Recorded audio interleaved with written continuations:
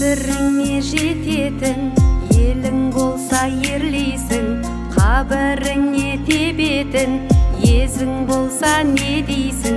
Киігені білінбес, кең кеудеге түрлейсің, киесіңді түсінбес, көр кеудеге шөлдейсің. Тасқа ұрып шөлмекті мақтанатын далбай бар, тау тұрғанда төмпекті бел көретін даңғой бар.